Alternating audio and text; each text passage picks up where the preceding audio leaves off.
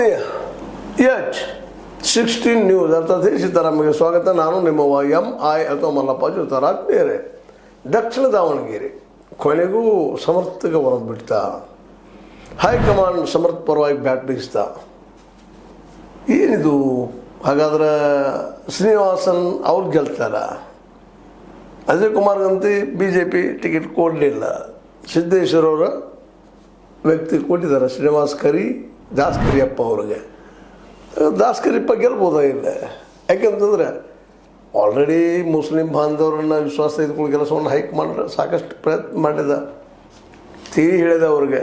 ಆದರೆ ಪಾಪ ಅವ್ರಿಗೆ ಕೊಡಬೇಕಾಗಿತ್ತು ಈ ಸಲ. ಯಾಕಂದ್ರೆ ಈ ಹಿಂದೆ ಶಿವಶಂಕರಪ್ಪನವ್ರು ಒಪ್ಕೊಂಡಿದ್ರು ಅದನ್ನು, ನಂತರ ನಿಮಗೆ ಕೊಡ್ತೀನಿ ಅಂತೇಳಿ. ಆದರೆ ಅದನ್ನು ಏನೋ ಒಟ್ಟು ಮಾಡಿ ನಮ್ಮ ಸುರ್ಜೇವಾಲ ಆಗಿರ್ಬೋದು, ಸಿದ್ದರಾಮಯ್ಯನವರಾಗಿರ್ಬೋದು, DK ಶಿವಕುಮಾರ್ ಅವರಾಗಿರ್ಬೋದು, ಅಂತೂ ಇಂತೂ ಒತ್ತಡ ಹಾಕಿ ವಿಶೇಷವಾಗಿ ರಾಜ್ಯ ಮಟ್ಟದ ಲಿಂಗಾಯತರು ವಿಶ್ವಾಸ ಕಳ್ಕೊಬಾರ್ದಪ್ಪ ನಾವು ಅನ್ನೋ ದೃಷ್ಟಿ ಇಟ್ಕೊಂಡು, ಅದರಲ್ಲೂ ದಾವಣಗೆರೆಯಲ್ಲಿ ಒಂದು ರಿಸೋರ್ಸ್ ಪರ್ಸನ್ ಕಾಂಗ್ರೆಸ್ಗೆ ಮೂಲತಃ ಕಾಂಗ್ರೆಸ್ ಜೊತೆಗೆ ಬೆಳೆದು ಬಂದಂತಹ ಶಾಮನೂರವ್ರ ಕುಟುಂಬವನ್ನು ಎತ್ತಿಡ್ಕೊಂಡು ಈ ಸಲ ಏನೋ ಒಂದು ಪ್ಲ್ಯಾನ್ ಮಾಡಿ 2028ರಲ್ಲಿ ಮುಸ್ಲಿಮ್ರಿಗೆ ಕೊಡ್ತೀವಿ ನಾವು, ಇದು ಸಲ ಕೊಡ್ರಿ ಅನ್ನುವಂಥದ್ದು.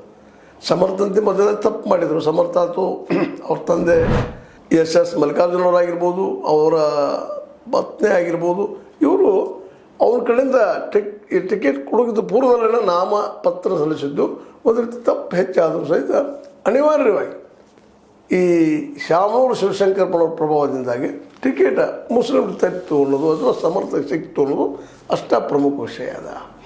ಹೀಗಾಗಿ ಸಮರ್ಥ ಅವ್ರ ಎದುರಾಳಿ ಇವತ್ತು ST ಗ್ರೂಪಿಗೆ ಸೇರಿದಂಥವ್ರು ಮತ್ತು ಅವ್ರ ಫೋಟೋ ಕಡಿಮೆ ಇದಾವೆ ಈಗಾಗಲೇ ಗೊತ್ತು ಮಾಡೋಂಥದ್ದು. ಈಗ ಏನಿದ್ರು ಡಿಫೆಂಡ್ ಅಪಾನ್ ನಿಂತಿದ್ದು ಮುಸ್ಲಿಂ ಮತಗಳ ಮೇಲೆ. ಯಾಕಂದರೆ 70,000ಕ್ಕೂ ಹೆಚ್ಚು ಮತಗಳು ಹೊಂದಿರುವಂತಹ ಮುಸ್ಲಿಮರು ಒಗ್ಗಟ್ಟಾಗಿ